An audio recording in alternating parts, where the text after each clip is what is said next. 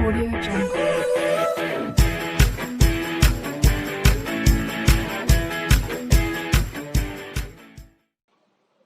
So now students, today I am going to start class 10th R.D. Sharma Math chapter 5 trigonometric ratios. अब student video start करने से पहले please आप लोगों से रिक्वेस्ट है कि अगर अभी तक आपने हमारे चैनल को सब्सक्राइब नहीं किया है तो स्टूडेंट प्लीज सब्सक्राइब कर लें।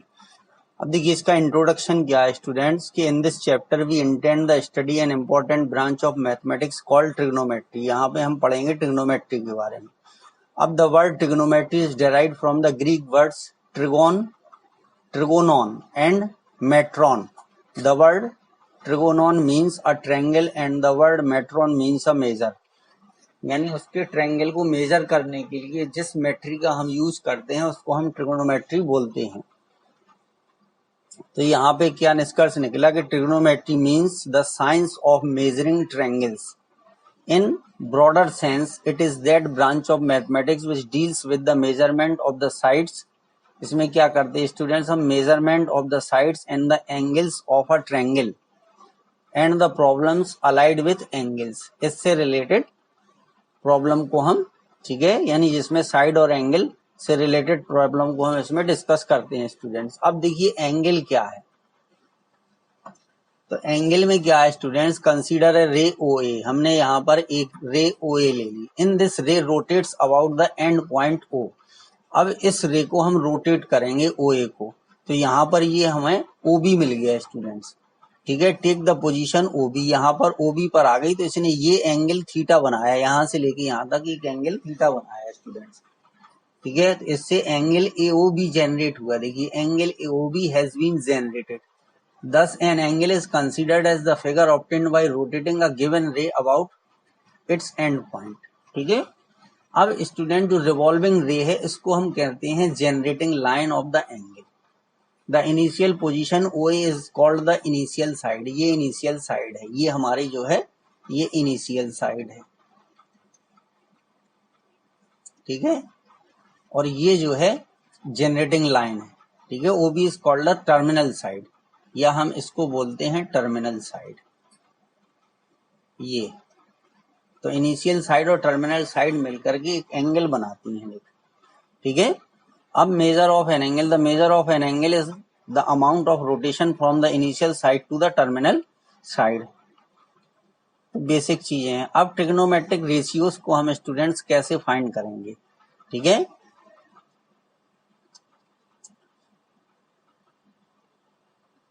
तो अब इसमें देखिए स्टूडेंट्स क्या है ट्रिग्नोमेट्रिक रेशियोज क्या है। The most important task of trigonometry is to find the remaining sides. कौन सी sides students, remaining sides. Find the remaining sides and angles of the triangle when some of its side and angles are given. When इसमें से कुछ इसकी side दी गई हैं और कुछ एंगल दिए गए हैं। This problem is solve by using some ratios of the sides of a triangle with respect to किसके, एक्यूट एंगल के रिस्पेक्ट में फाइंड करते हैं। तो the ratio of acute angles are called trigonometric ratios of angles. जो ratio of acute angle है student इसको हम बोलते हैं trigonometric ratios of angle. Let us now define various trigonometric ratios. तो इसके लिए हमने एक राइट ट्रायंगल ले लिया स्टूडेंट, ये राइट ट्रायंगल ले लिया हमने, ठीक है। और यहाँ से P से M पर एक परपेंडिकुलर हमने डाला हुआ है। तो ये एंगल हमारा थीटा है, ये एक्यूट एंगल है, ये हाइपोटेनस कहलाएगा। ये जो R है इसको हम बोलेंगे हाइपोटेनस, ठीक है। फिर एक्यूट एंगल के सामने की जो साइड है ये स्टूडेंट्स परपेंडिकुलर कहलाती है, ठीक है। ये परपेंडिकुलर होती है। और ये नीचे जो साइड है इसको हम बेस बोलते हैं। इसको क्या बोलते हैं, बेस बोलते हैं।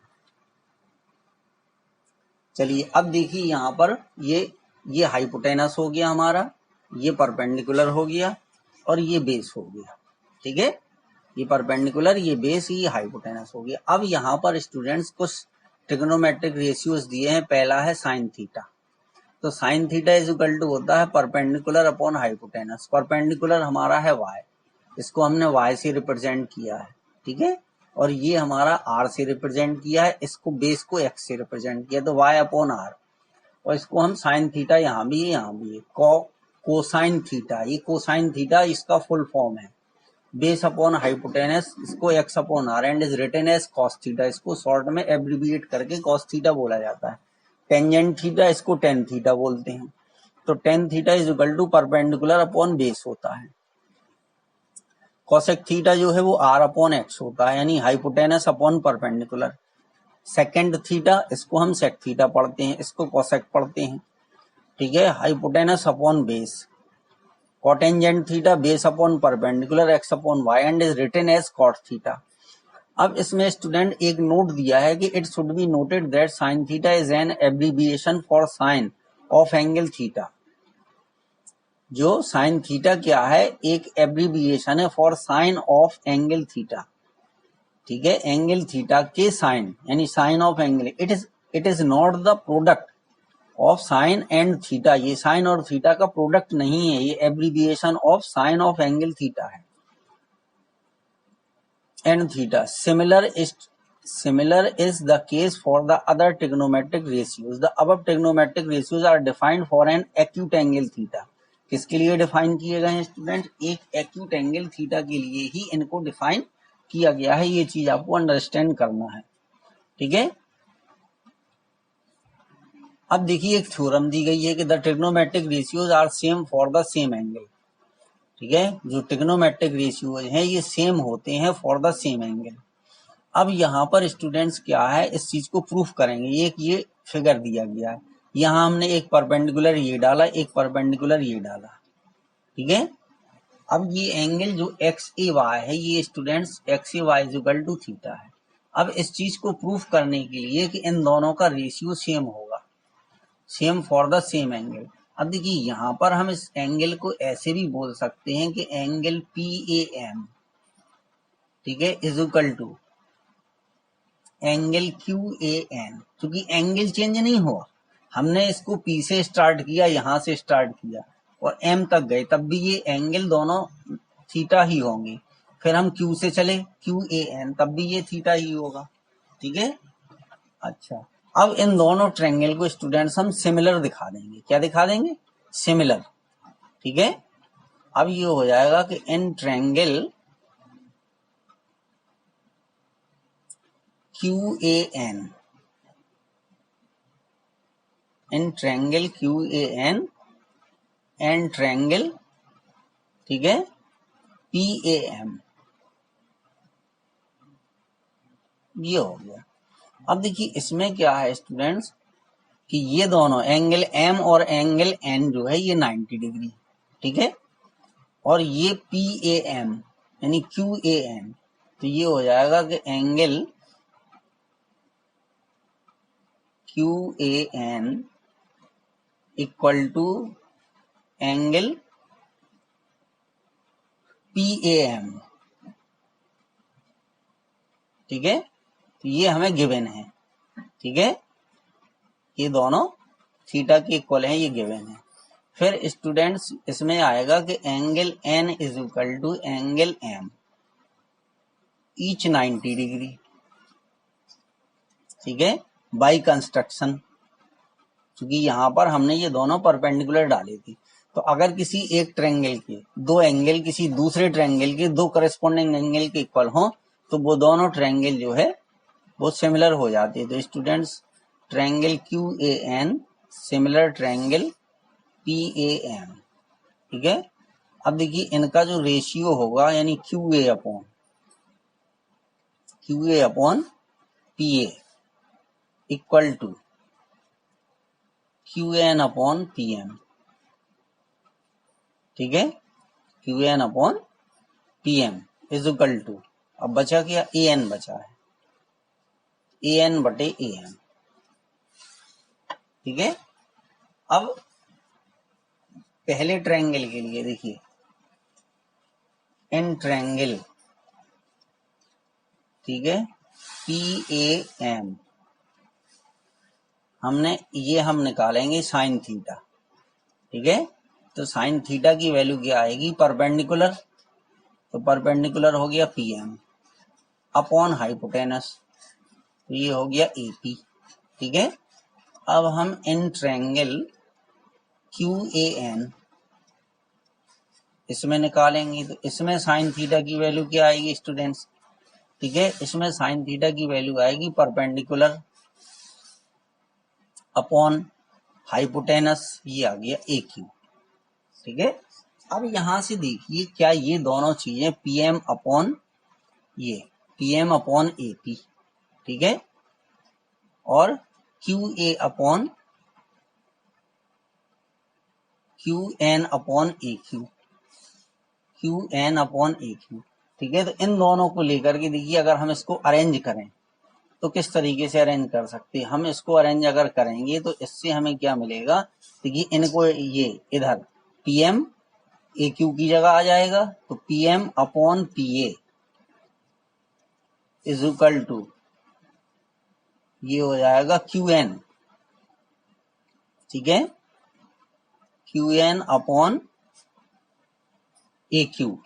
ठीक है, Q N upon A Q, ये आ गया।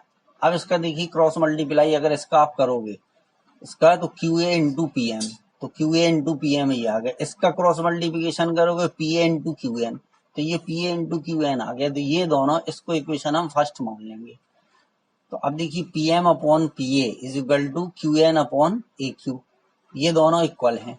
ठीक है, ये दोनों इक्वल हैं, सो इनका रेशियो क्या हो गया, सेम हो गया। So the trigonometric ratio are same for the same angle. ठीक है, ये हो गया सेकंड और ये थर्ड। ठीक है, तो इन दोनों की वैल्यू सेम आ गई। ठीक है, तो P M upon A P is equal to Q N upon A Q. So the trigonometric ratio, short में टी लिख दिया स्टूडेंट, ट्रिग्नोमेट्रिक को, trigonometric ratios are same for the same angle. ठीक है, ये चीज आपकी समझ में आ गई होगी स्टूडेंट। ठीक है, अब देखिए ये इंपॉर्टेंट चीज है कि रिलेशन बिटवीन ट्रिग्नोमेट्रिक रेशियोज। अब यहाँ स्टूडेंट ध्यान से देखिए, ये साइन थीटा है और ये कॉसेक थीटा है। ठीक है, तो अगर इन दोनों का हम मल्टीप्लाई करें, देखिए sine theta is equal to दिया है y अपॉन आर और cosec theta is equal to दिया है r अपॉन वाई। अगर इनका हम मल्टीप्लाई करें तो sine theta into cosec theta is equal to y upon R into r upon Y. ठीक है, तो इसमें क्या होगा स्टूडेंट्स, ये देखिए r से ये r कैंसिल हो गया, ये y से y कैंसिल हो गया, यहाँ बचा कितना, 1 बचा। ठीक है, यहाँ पर 1 बचा आपका। तो ये फॉर्मूला आ गया कि sine theta into cosec theta is equal to 1। तो साइन थीटा की वैल्यू अगर फाइंड करेंगे तो 1 अपॉन कॉसेक थीटा। यहाँ मतलब ये हो गया कि साइन थीटा का जो रेसिप्रोकल है वो कॉसेक थीटा है। जैसे ये नंबर एक 2 है, इसका रेसिप्रोकल 1/2 है, तो इनका मल्टीप्लाई करने पे 1 आता है। तो अगर दो ट्रिग्नोमेट्रिक रेशियोज का मल्टीप्लाई 1 आता है तो इसका मतलब है कि वो दोनों एक दूसरे के रेसिप्रोकल है, यानी साइन थीटा का रेसिप्रोकल कॉसेक थीटा है और कॉसेक थीटा का रेसिप्रोकल साइन थीटा है। तो sine theta is equal to 1 upon cosec theta और cosec theta is equal to 1 upon sine theta. तो साइन का रेसिप्रोकल कॉसेक है और स्टूडेंट्स कॉस का जो रेसिप्रोकल है वो सेक है। कॉस का रेसिप्रोकल क्या है, सेक है। तो इसी तरीके से ये आ जाएगा हमारा कि cos theta into sec theta is equal to 1। तो इससे हम क्या लिख सकते, cos theta is equal to 1 upon sec theta. ठीक है, और या sec theta is equal to 1 upon cos theta. फिर ये हमारा 10 बचा स्टूडेंट्स, टेन थीटा, इसका रेसिप्रोकल क्या है, इसका रेसिप्रोकल कॉट है। ठीक है, तो tan theta into cot theta is equal to 1 आ जाएगा। ठीक है, तो यहां पर हमें क्या मिल जाएगा कि tan theta equal to 1 upon cot theta और cot theta is equal to 1 upon tan theta. तो यहाँ पर स्टूडेंट्स ये याद रखना है, अब देखिए रेसिप्रोकल क्यों है, ठीक है, क्योंकि यहाँ ये ध्यान से देखिए ये y अपॉन आर है, ये r अपॉन वाई है, तो ये रेसिप्रोकल हो गया। फिर यहाँ पे x अपॉन आर है, तो ये r अपॉन एक्स है, तो इसलिए ये रेसिप्रोकल हो गया। फिर ये y अपॉन एक्स है और यहाँ पर x अपॉन वाई है ये, ठीक है, तो ये इसका रेसिप्रोकल हो गया। अब इसमें एक चीज और स्टूडेंट्स देखना है आपको कि देखिए टेन थीटा की जो वैल्यू दी गई है, ठीक है, टेन थीटा की वैल्यू जो है वो y अपॉन एक्स है, ठीक है। अब अगर इसके न्यूमरेटर और डेनोमिनेटर दोनों में हम r से डिवाइड कर दें, दोनों में r से डिवाइड कर दें, अब देखिए y अपॉन आर किसकी वैल्यू है, y अपॉन आर जो वैल्यू है वो आपकी है साइन थीटा की, ठीक है, और जो x अपॉन आर वैल्यू है वो आपकी कॉस थीटा की है। तो टेन थीटा का ये भी फॉर्मूला होता है स्टूडेंट्स के tan theta is equal to sine theta upon cos theta, और एक टेन थीटा का फॉर्मूला ये भी होता है कि tan theta is equal to one upon cot theta, ठीक है। अब चूंकि टेन और कॉट दोनों के रेसिप्रोकल हैं, तो कॉट थीटा की वैल्यू जो है यहाँ भी इसको रेसिप्रोकल कर दीजिए, कॉस थीटा अपॉन कितनी आ जाएगी, साइन थीटा आ जाएगी, ये आ गई स्टूडेंट। तो इन चीज को बेसिक इंट्रोडक्शन है स्टूडेंट्स, इस चीज को समझना बहुत जरूरी है। अगर इसको आपने ध्यान से समझ लिया तो आपको क्वेश्चन में कोई प्रॉब्लम नहीं आएगी, ठीक है। देखिए क्या लिखा था, trigonometric ratio sine theta cos theta tan theta of an angle theta are very closely connected by a relation, if any one of them is known the other two can be easily calculated, ठीक है। अगर sign theta cos theta इसमें से कोई दो दिए गए हैं, ठीक है, कोई एक दिया है, तो बाकी दोनों को या बाकी और जितने पांच हैं, क्योंकि टोटल ट्रिग्नोमेट्रिक रेशियोज आपको 6 बताए गए हैं स्टूडेंट्स, ठीक है। चलिए अब इससे रिलेटेड देखिए क्वेश्चन हम कुछ देखते हैं, कह रहे in each of the following one of the 6 trigonometric ratios is given, one of the 6, in each of the following one of the 6 में से केवल एक ही दिया गया है, तो अदर ट्रिग्नोमेट्रिक रेशियोज की वैल्यू हमें फाइंड करना है। तो sine A is equal to 2/3 दिया गया है स्टूडेंट्स। इसका पहला क्वेश्चन क्या है, देखिए sine A is equal to 2/3, इसमें ए जो है वो एक्यूट एंगल होता है, क्या होता है स्टूडेंट्स, ये एक एक्यूट एंगल होता है। चलिए तो ये हमने एक फिगर बना दिया, यहां से एक परपेंडिकुलर डाल दिया हमने, ठीक है, ये एक परपेंडिकुलर हमने डाल दिया यहाँ पर, ठीक है, ये हो गया। अब देखिए ये ट्रायंगल हमने, अब ये वाला एक्यूट एंगल हमें लेना है, ठीक है, जिस एंगल को हम एक्यूट मानेंगे उसी के सामने की साइड स्टूडेंट्स परपेंडिकुलर होगी, ठीक है, ठीक है। तो इसमें ये चीज आप ध्यान रखना कि side opposite to acute angle, side opposite to acute angle is called perpendicular, क्या कहलाएगी, परपेंडिकुलर कहलाएगी, ठीक है।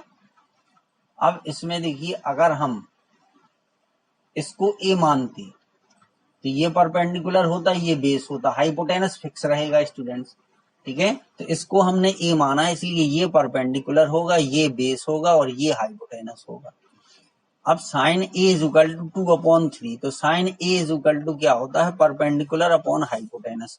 तो अब कंपेयर कर दीजिए, तो परपेंडिकुलर की वैल्यू 2 है और हाइपोटेनस की वैल्यू 3 है, तो ये वैल्यू 2 आ गई और ये वैल्यू 3 आ गई, ठीक है। अब इसमें पाइथागोरस थ्योरम अप्लाई करके हम बेस की वैल्यू फाइंड करेंगे, ठीक है, ये ध्यान रखना, ठीक है, कि ये इसको कंपेयर करेंगे, साइन ए लिखा हो चाहे थीटा लिखा हो चाहे जो लिखा हो, ये एक्यूट एंगल होता है, ए जो है वो एक्यूट एंगल है। तो sine A is equal to perpendicular upon hypotenuse, तो परपेंडिकुलर की वैल्यू 2 है और हाइपोटेनस की वैल्यू 3 है, ठीक है। अब ये हो जाएगा बाई पाइथागोरस थ्योरम, ये हो जाएगा हाइपोटेनस का square is equal to perpendicular का स्क्वायर प्लस बेस का स्क्वायर। अब हाइपोटेनस की वैल्यू 3 दी है, ठीक है, परपेंडिकुलर की वैल्यू 2 दी गई है, बेस हमें फाइंड करना है। ठीक है, तो ये हो गया 9 minus 4 is equal to B square. ठीक है, तो बी की वैल्यू कितनी आ गई, बी की वैल्यू आ जाएगी √5। क्योंकि बी स्क्वायर है तो बी की वैल्यू √5 आ जाएगी। तो बेस हमारा जो है वो √5 हो गया। बस अब बाकी के फॉर्मूले लिख के इनकी वैल्यू हम स्टूडेंट्स क्या करेंगे, फाइंड कर देंगे। ठीक है, तो इस तरीके से ये क्वेश्चन हमें सॉल्व करने थे। ठीक है, चलिए तो अब इसकी वैल्यू हम फाइंड कर देंगे जो भी आएगी। ठीक है, अब साइन ए की वैल्यू हमें पता है, अब हमें निकालना है, देखिए cos A is equal to base upon hypotenuse होता है। तो बेस कितना है, √5 है। ठीक है, हाइपोटेनस कितना है, 3 है। तो ये कॉस ए की वैल्यू आ गई √5/3। ठीक है, फिर इसके बाद tan ए की वैल्यू फाइंड कर दीजिए। ठीक है, तो tan A is equal to होता है परपेंडिकुलर अपॉन बेस। तो परपेंडिकुलर 2 है, बेस जो है वो √5 है। ठीक है, अब देखिए साइन कॉस tan इनकी हमें पता चल गई। तो अब कॉसेक ए, तो कॉसेक जो है वो साइन का रेसिप्रोकल होता है। जितनी साइन की वैल्यू थी तो उसका रिवर्स कर दीजिए, 3/2 आ जाएगी। क्योंकि ये क्या होता है, कॉसेक होता है हाइपोटेनस अपॉन परपेंडिकुलर। तो ये देखिए परपेंडिकुलर अपॉन हाइपोटेनस लिखा है, तो इसका रिवर्स हो गया। फिर कॉस का रेसिप्रोकल सेक होता है, तो सेक इज इक्वल टू होता है हाइपोटेनस अपॉन बेस।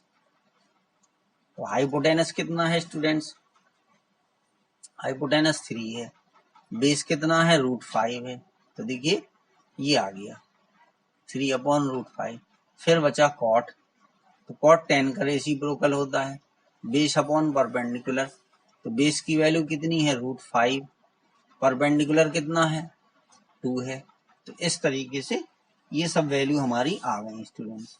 ठीक है, अब इसी के ये इसी तरीके देखिए ये 11 है, तो इसको 11/1 करके आप इनकी वैल्यू फाइंड कर लीजिएगा। ठीक है स्टूडेंट्स, चलिए अब देखिए इसमें भी ये है, सब एक जैसे हैं। इनमें सबसे पहले हमें क्या करना है, देखिए जैसे ये 5th वाला है, तो सबसे पहले एक ट्रायंगल बनाएंगे हम। ठीक है, यहाँ से ये परपेंडिकुलर हमने डाल दिया, ये 90 डिग्री हो गया। ठीक है, अब देखिए अल्फा है, तो इसको मान लीजिए एक्यूट एंगल अल्फा। इसके सामने की साइड परपेंडिकुलर हो गई। हाइपोटेनस हमेशा 90 डिग्री के सामने की साइड, जो 90 डिग्री का ये एंगल बना है, ठीक है, जहां से ये हमने बनाया ये 90 डिग्री है, तो इसके सामने की जो साइड है वो ऑलवेज हाइपोटेनस होगी। ठीक है, tan alpha is equal to 5/12। अब देखिए tan alpha is equal to क्या होता है, परपेंडिकुलर अपॉन बेस। तो परपेंडिकुलर जो है 5 हो गया, इसको 5K भी लिख सकते। ठीक है, क्योंकि रेशियो है परपेंडिकुलर अपॉन बेस। ठीक है, 5K भी लिख सकते, लेकिन बाद में के कैंसिल हो जाता है, तो जरूरी नहीं है कि आप उसको लिखो। बेस कितना हो गया, 12 हो गया।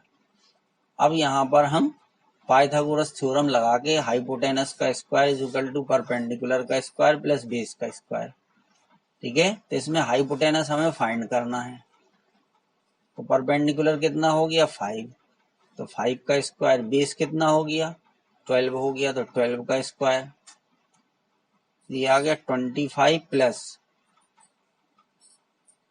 तो 169। तो h की वैल्यू कितनी आ गई, 13 आ गई। ठीक है, h की वैल्यू कितनी आ गई, 13 आ गई। ठीक है, तो अब देखिए परपेंडिकुलर कितना हो गया, 5, बेस कितना हो गया, 12। ठीक है, और h की वैल्यू कितनी हो गई, 13। बस अब बाकी अदर ट्रिग्नोमेट्रिक रेशियोज निकालना है, तो वो निकाल दीजिए। Sine alpha is equal to perpendicular upon base. ठीक है, cos alpha is equal to base upon hypotenuse. ठीक है, टेन अल्फा की वैल्यू तो पता है पहले से। ठीक है, ये दी गई है 5/12। ठीक है, फिर कॉसेक अल्फा, तो ये हो जाएगी, 1 मिनट, ये हमने गलत लिख दिया स्टूडेंट्स। ठीक है, perpendicular upon hypotenuse, base upon hypotenuse, और ये आ जाएगा हाइपोटेनस अपॉन परपेंडिकुलर।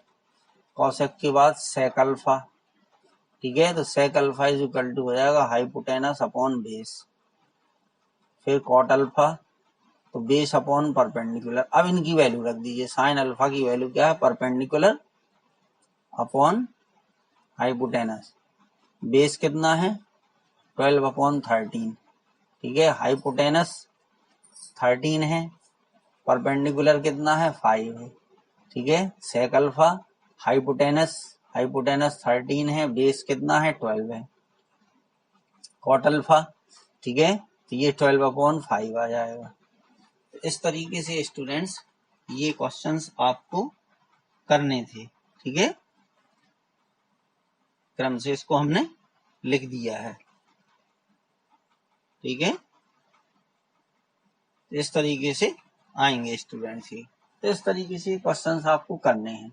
अब बाकी इसमें से आप कर सकते, देखिए जिसके अपॉन में कुछ नहीं उसके अपॉन में 1 लगा के, ठीक है, तो ये cosec theta is equal to क्या होता है, ये होता है हाइपोटेनस अपॉन परपेंडिकुलर। तो हाइपोटेनस दिया है कितना √10, परपेंडिकुलर 1 दिया है, ठीक है, तो इसमें अगर जब हम देखिए इसमें h की वैल्यू कितनी दी गई है 11 वाले में, h की वैल्यू दी गई है √10, ठीक है, p की वैल्यू 1 दी गई है, इसमें ये हम पाइथागोरस थ्योरम लगा देंगे, p square plus b square, ठीक है, ये हो गया। तो अब h की वैल्यू √10 का स्क्वायर करोगे 10 आएगा, 1 का स्क्वायर 1 होता, b स्क्वायर, ठीक है, तो b स्क्वायर की वैल्यू कितनी हो गई स्टूडेंट 10 माइनस 1 तो 9 हो गई, तो b की वैल्यू जो है वो 3 आएगी, ठीक है, तो बस अब बेस पता चल गया हमें, परपेंडिकुलर भी आपको देखिए परपेंडिकुलर पता है, हाइपोटेनस पता है, बेस पता है, बस फॉर्मूले याद कर लीजिए, किसी ट्रिक में ना पड़िए। अब इनकी ट्रिक भी होती है देखिए, ठीक है,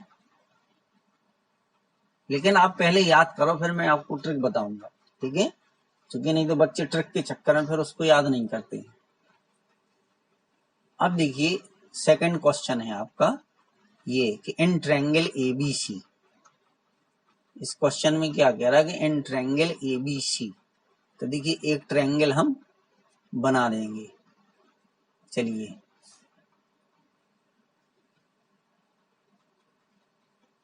ये हो गया, कह रहा है in triangle ABC right triangle at B, ठीक है, ये बी पर जो है राइट एंगल है, ठीक है, ए बी बराबर 24, ठीक है, तो बी यहां पर हो गया, ठीक है, और बी सी बराबर, चलिए ये हो गया ए बी और सी, तो ए बी बराबर है 24 सेंटीमीटर, ठीक है, बी सी बराबर है 7 सेंटीमीटर,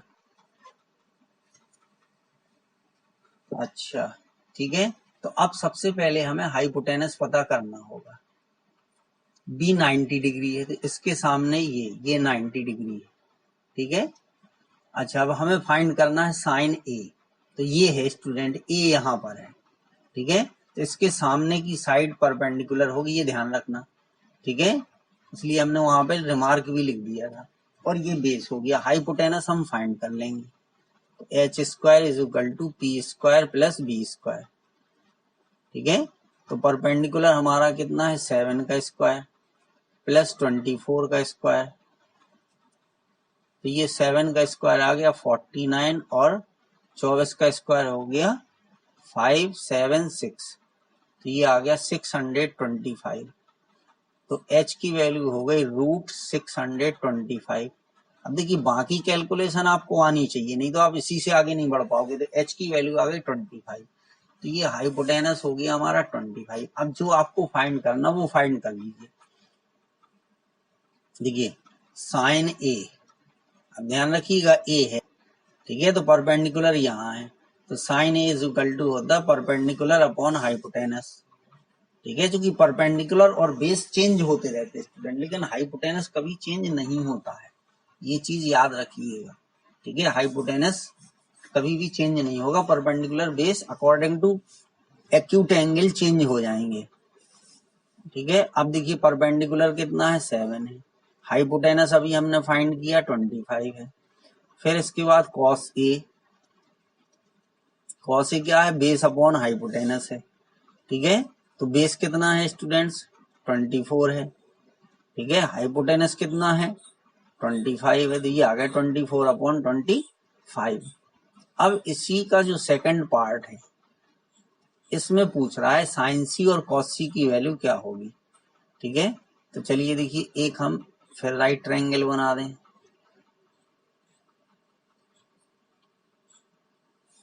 क्योंकि इसमें सिचुएशन थोड़ा सा फर्क हो गई, ठीक है। देखिए अब इसमें क्या है कि ये एंगल ए हो गया, बी फिगर वही रहेगा, ठीक है, ये 90 डिग्री है, ठीक है। हाइपोटेनस भी हमारा सेम है। अब चूंकि हमें एंगल सी फाइंड करना है तो परपेंडिकुलर यहाँ होगा और बेस यहाँ होगा, ठीक है। तो परपेंडिकुलर और बेस की वैल्यू चेंज हो जाएगी। परपेंडिकुलर कितना, 24 हो गया, परपेंडिकुलर कितना हो गया स्टूडेंट, 24। ये साइड नहीं चेंज हुई, साइड चेंज नहीं हुई, साइड अपनी जगह पर कांस्टेंट है, ठीक है। लेकिन चूंकि एंगल सी फाइंड करना है तो हमेशा एक्यूट एंगल के सामने की साइड को परपेंडिकुलर माना जाता है। तो जब हम एंगल सी फाइंड करेंगे तो परपेंडिकुलर अब 24 होगा, यहाँ पे परपेंडिकुलर 7 था तो ये परपेंडिकुलर हो गया, ये नीचे वाला बेस हो गया, ठीक है। और बेस अब जो है वो 7 हो गया, ठीक है। तो ये साइन सी की वैल्यू, अब साइन सी अभी भी फॉर्मूला वही सेम रहेगा, परपेंडिकुलर अपॉन हाइपोटेनस, ठीक है। क्योंकि ये दोनों एंगल स्टूडेंट्स कॉम्प्लीमेंट्री एंगल होते हैं, क्योंकि ये 90 डिग्री है तो ए और सी का सम 90 होगा, ठीक है। तो इनकी पोजीशन चेंज होने के कारण ये परपेंडिकुलर और बेस चेंज हो जाते हैं। तो sine C is equal to P upon S, तो परपेंडिकुलर कितना है, 24 है, हाइपोटेनस 25 अब भी है, बाकी इनकी वैल्यू चेंज नहीं हुई, ठीक है, लेकिन परपेंडिकुलर और बेस चेंज होगा, ये चीज समझने वाली है। और कॉस सी, ठीक है। अभी ये आपको जब आप कॉम्प्लीमेंट्री से रिलेटेड ट्रिग्नोमेट्रिक रेशियोज पढ़ेंगे हम, ठीक है, तब आपकी ये चीज समझ में अच्छे से आ जाएगी। अभी यही आप मान के चलो कि जो एक्यूट एंगल हम फाइंड कर रहे हैं उसके सामने की साइड को हम ऑलवेज परपेंडिकुलर लेंगे। तो cos c is equal to होगा बेस अपॉन हाइपोटेनस। अब बेस कितना है स्टूडेंट्स, 7 है, तो ये आ गया 7/25, ठीक है। तो इस तरीके से ये क्वेश्चंस आपको करने थे। अब देखिए थर्ड क्वेश्चन क्या है, इसमें कुछ एनसीईआरटी के हैं, ठीक है। थर्ड क्वेश्चन में क्या है कि tan p and cot r in fig 5 point find tan p and cot r। अब देखिए जब हम p फाइंड करेंगे तो p जब हम फाइंड करेंगे तो परपेंडिकुलर हम इसको लेंगे, ये परपेंडिकुलर हो जाएगा, ये बेस हो जाएगा, ये हाइपोटेनस हमें हमेशा हाइपोटेनस कांस्टेंट रहेगा। अब इसमें परपेंडिकुलर की वैल्यू नहीं दी गई है तो पहले हम p की वैल्यू को फाइंड करेंगे। तो देखिए h square is equal to P square plus B square. तब हाइपोटेनस है 13 का स्क्वायर, ठीक है। परपेंडिकुलर हमें फाइंड करना है, बेस कितना है, ठीक है, बेस है 12 का स्क्वायर, तो 169 is equal to P square plus 144, ठीक है। तो 169 minus 144 is equal to P square. तो पी स्क्वायर की वैल्यू 25 आ गई, ठीक है। तो 25 को हम लिख सकते हैं 5 का स्क्वायर, तो पी की वैल्यू 5 आ गई, तो ये आ गई स्टूडेंट्स, इसकी वैल्यू 5 आ गई। तो अब चूंकि हम पी फाइंड कर रहे हैं तो देखिए tan p is equal to perpendicular upon base, ठीक है। तो tan p perpendicular upon base, तो परपेंडिकुलर कितना है इसका 5 है, बेस कितना है 12 है, तो ये आ गया tan p की वैल्यू आ गई। अब हमें वैल्यू फाइंड करना है स्टूडेंट्स cot r की, cot r की, तो बेस अपॉन हाइपोटेनस, ठीक है। तो जब हम बात r की करेंगे, जब एंगल r की बात करेंगे तो ये स्टूडेंट्स परपेंडिकुलर हो जाएगा 12, ठीक है, और बेस हो जाएगा 5। ये ध्यान रखना, हमने बोला था कि जो एक्यूट एंगल जब हम यहाँ लेंगे, देखिए cot r की वैल्यू फाइंड करना, तो यहाँ एक्यूट एंगल r है, तो इस एक्यूट एंगल r के लिए परपेंडिकुलर 12 हो जाएगा, तो बेस जो है 5 है, तो 5 अपॉन कितने, ठीक है, वो B upon P, sorry H लिख दिया हमने, बी अपॉन पी, ठीक है, तो 5 अपॉन 12 आ जाएगा, ठीक है, तो बोथ आर सेम, ठीक है, दोनों सेम आ गए ना स्टूडेंट, सो यस, ठीक है, सो हटा दीजिए, यस बोथ आर सेम,